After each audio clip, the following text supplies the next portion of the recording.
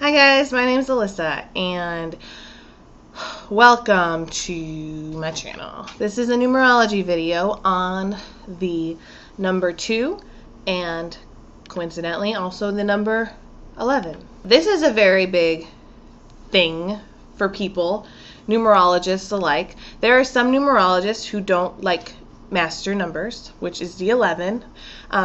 There are some numerologists who say that if you ever reduce your master number, you're not being true to yourself. There are a lot of different things. I think the master numbers are really important, and it's because of the people who happen to be master numbers. You can really see it in them, and you're just kind of like, no, these people are masters, and they don't live the life of the 2. They live the life of the double 1. So really quickly, this is what you need to follow when calculating a master number. And I know there's the easy way to calculate a birthday, a life path number, which is just adding up every digit for itself. And if it's a 0, leaving it out. Like say my birthday is 10/2/1985, so you add 1 plus 0 plus 2 plus 1 plus 9 plus 8 plus 5. Get that number, reduce it, eventually it comes to 8. That's the usual way. But in the case of the 2, you have to count it up a different way because you might get a false master number. And I'm explaining this not because I want you to not be a master number.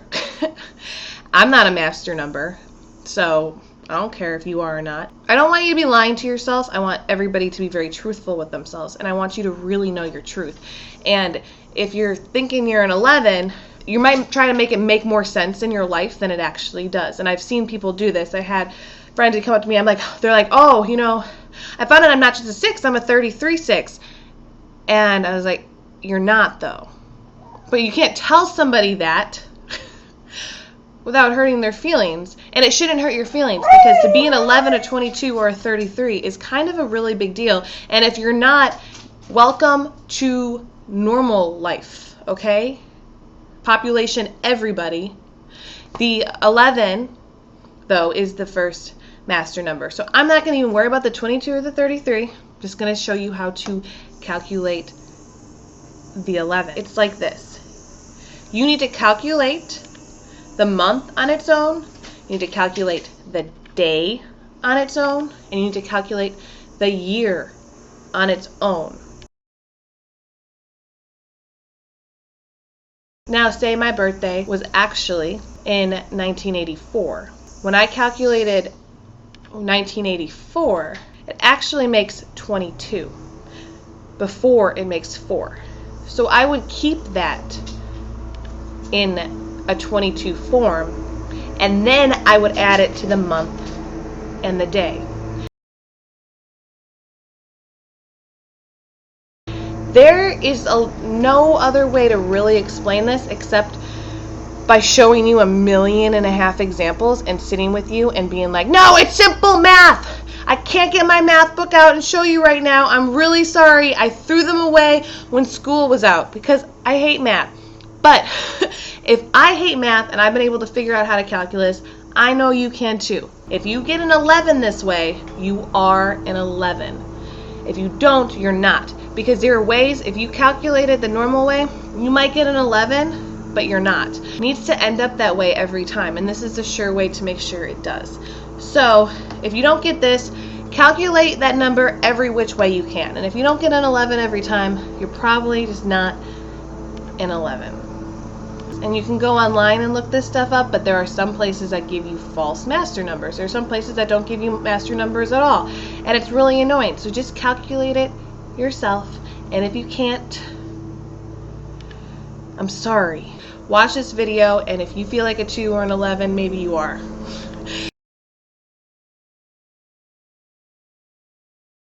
I will start off with the 2, and then I will go to the 11. So you're 2.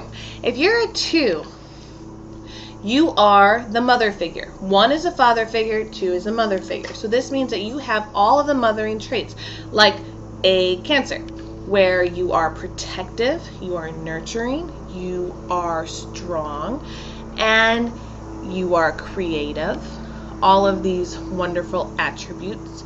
So the 2 itself is highly powerful in the sense that it is intuitive.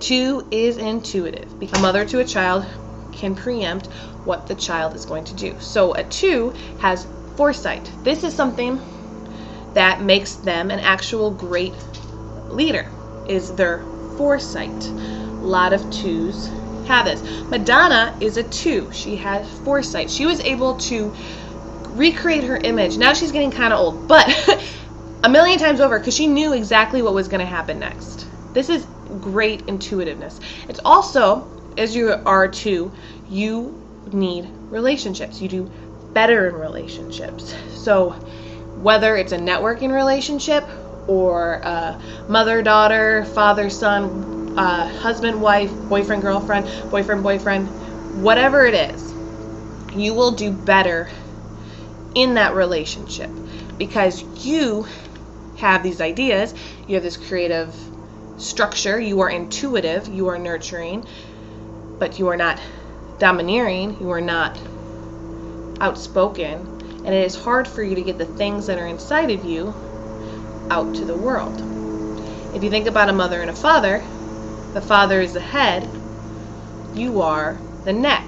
The neck turns the head. But without the head, you cannot speak what you need to say.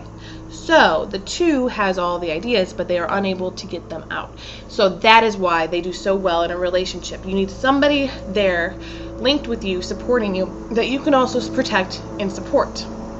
If you don't have that, you feel a little lost. Now this goes for the 11 as well. So I hope you are an 11, you're watching this as well.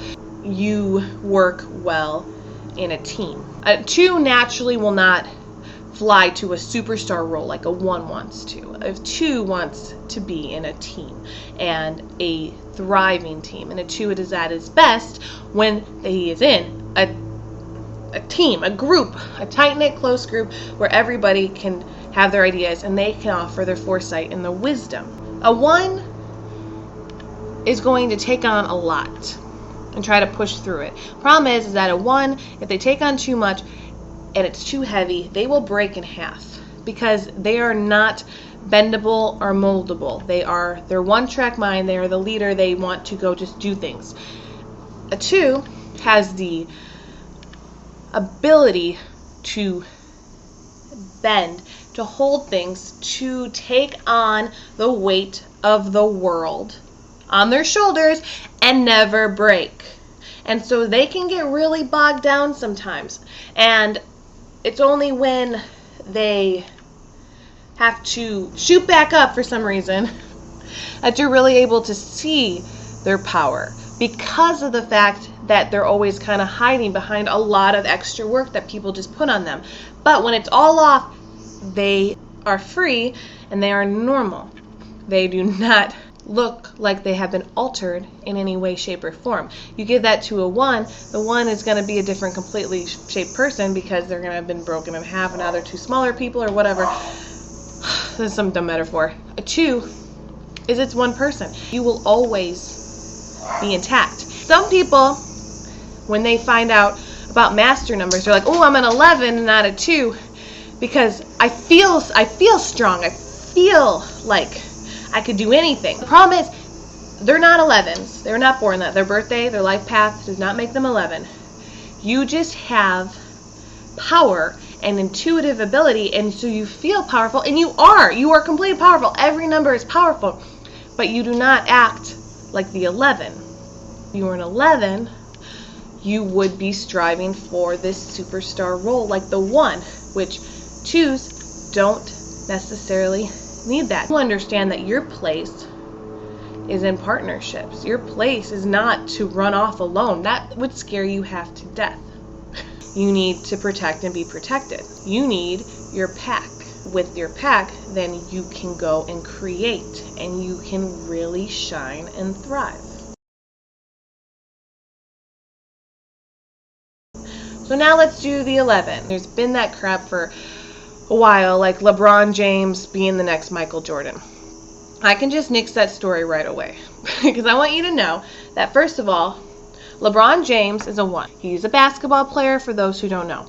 Michael Jordan, greatest basketball player of all time, is an 11 too. Kobe Bryant is also an 11 too. Now, interesting, Phil Jackson just wrote a book about Kobe Bryant and Michael Jordan, and it's called 11 Rings because with them they won 11 rings. Phil explains that Michael was far superior to Kobe. Well, Michael won 6 rings, Kobe won 5, but he explains it in a way that in numerology, I would call it Michael lived up to his potential as an 11. Kobe kind of always failed it. You have to look at the 11 as 3 different numbers. It's 1 plus 1 equals 2. So you are 2 1s combined to equal a 2. And so that makes this great leader mixed up with another great leader, put together as one powerful leader, but ultimately being able to work in a group, make people better, and shine as a superstar, but at the same time being so extra super powerful with the foresight of the intuition that the 2 has. Like you are an intuitive double 1. That is what the 11 is. You are not too excited. You are the double 1 with all the power of the 2. So you're twice as good as a 1 with the power of the 2. And this doesn't mean that you are this way, that you are going to just be on top of the world one day because you were born in 11. No, it means that you were given this great responsibility and you could totally blow it. And I'm not saying Kobe Bryant blowed it, but I'm saying that Kobe Bryant didn't do as well with it as Michael Jordan did, and therefore he will not be as remembered. Kobe Bryant is LeBron James twice. Michael Jordan is basically a completely different thing. And it's not because he was born with more talent than LeBron, and it's not because he has more rings than LeBron. Those things don't matter when it comes to numerology. And numerology means he was just born with the ability to go further. LeBron gets caught up in this superstar role and says a lot of things without thinking. Michael Jordan quickly learned at the beginning of his career that he could not be a superstar. That if he wanted to win and to achieve, and he was completely competitive, as a lot of 1s are, and especially the double 1 is going to be completely competitive, he was able to take his competitive nature and make other people on his team better too.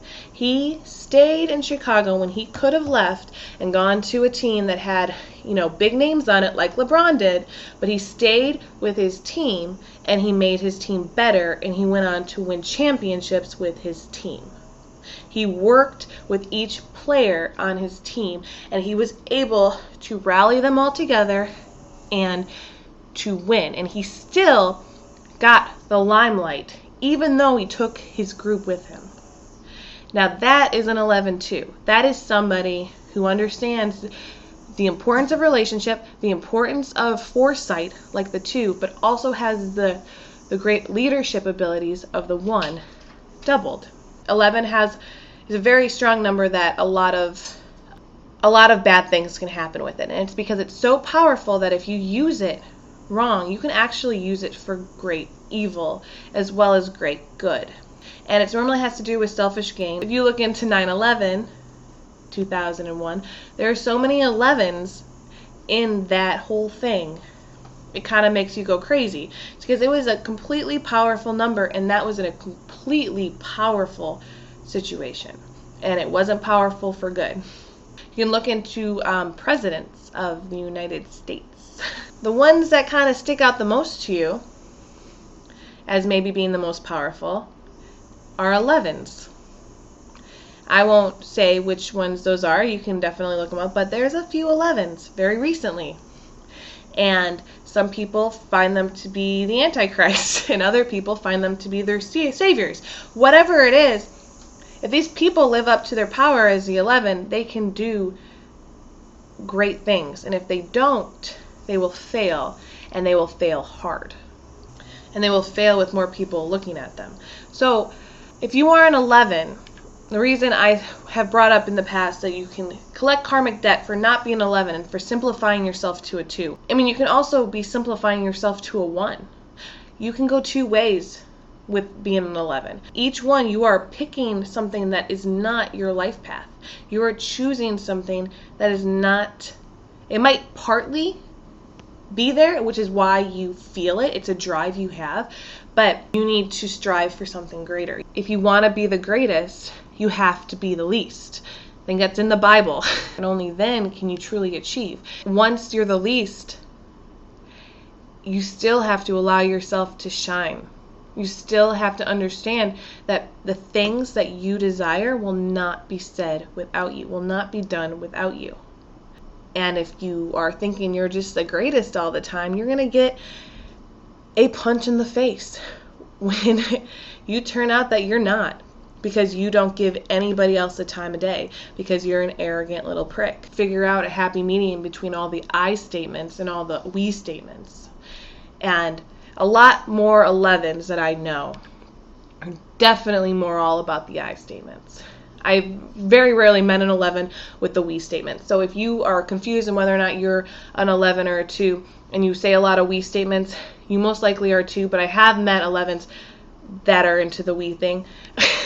Most 11s naturally say, I did this, I raised this kid, I made my husband do this, I made my wife do this, I'm the reason that everybody's breathing now, I probably created the universe. Shit like that, whatever. You can read it on people's Facebook statuses. Count up their numbers, and if you're like, oh, this person, they say I a lot. A straight 2, this is something that is very interesting, and I feel like it's very easy to understand. A straight 2 on Facebook is going to say stuff like, I wish I had a boyfriend. I just love so much. I just wish that I wasn't lonely right now. I'm so happy that I'm with my wife. She's the greatest thing ever. That's like a 2 thing. The 1s are going to be like, I just wrote this amazing article for this great magazine. I am so impressive. Oh, that's an 11. That's not living up to the potential. You can get a mix of that. You are really working on it. Because Michael Jordan, I don't know him as a person. Consequently, I think he's probably the greatest man alive. I know him as what he's achieved, what the people who have been close to him has said.